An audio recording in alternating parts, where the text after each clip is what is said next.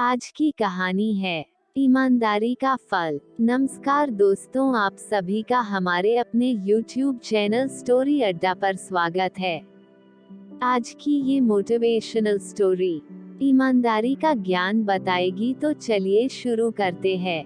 काफी समय पहले की बात है। प्रतापगढ़ नाम का एक राज्य था। वहाँ का राजा बहुत अच्छा था, मगर राजा को एक सुख नहीं था, वह ये कि उसके कोई भी संतान नहीं थी और वह चाहता था कि अब वह राज्य के अंदर किसी योग्य बच्चे को गोद ले ताकि वह उसका उत्तराधिकारी बन सके और आगे की बागडोर को सुचारू रूप से चला सके। और इसी को देखते हुए राजा ने राज्य में घोषणा करवा दी कि सभी बच्चे राजमहल में एकत्रित हो जाए। ऐसा ही हुआ। राजा ने सभी बच्चों को पौधे लगाने के लिए भिन्न भिन्न प्रकार के बीज दिए और कहा कि अब हम 6 महीने बाद मिलेंगे और देखेंगे कि किसका पौधा सबसे अच्छा होगा। महीना बीत जाने के बाद भी एक बच्चा ऐसा था जिसके गमले में वह बीज अभी तक नहीं फूटा था, लेकिन वह रोज उसकी देखभाल करता था और रोज पौधे को पानी देता था। देखते ही देखते 3 महीने बीत गए। बच्चा परेशान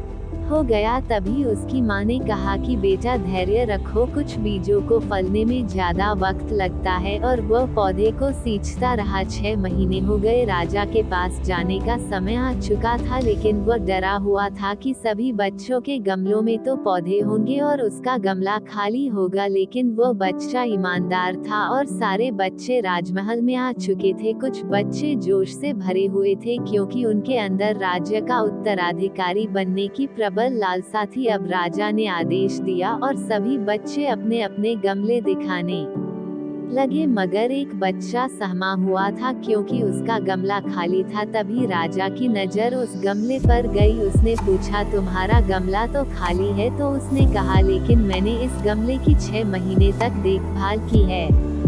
राजा उसकी ईमानदारी से खुश था कि उसका गमला खाली है, फिर भी वो हिम्मत करके यहाँ आ तो गया। सभी बच्चों के गमले देखने के बाद राजा ने उस बच्चे को सभी के सामने बुलाया। बच्चा सहम गया और राजा ने वो गमला सभी को दिखाया। सभी बच्चे जोर से हंसने लगे। राजा ने कहा, शांत हो जाइए, इतने खुश मत होइए। आप सभी के पास जो पौधे हैं वो सब बंजर है। आप चाहे कितनी भी मेहनत कर ले, उनसे कुछ नहीं निकलेगा। लेकिन असली बीज यही था। राजा उसकी ईमानदारी से बेहद खुश हुआ और उस बच्चे को राज्य का उत्तराधिकारी बना दिया गया। लेकिन हमें इस कहानी से क्या सीखने को मिला? मेरे हिसाब से अपने अंदर ईमानदारी का होना बहुत जरूरी है। अगर हम खुद के साथ ईमानदार हैं तो जीवन के किसी पड़ाव में सफल हो ही जाएंगे, क्योंकि हमारी औकात हमें ही पता होती है। हम खुद को पागल बनाकर खुद का ही नुकसान करते हैं। फाइनली मुझे उम्मीद है कि आपको भी यह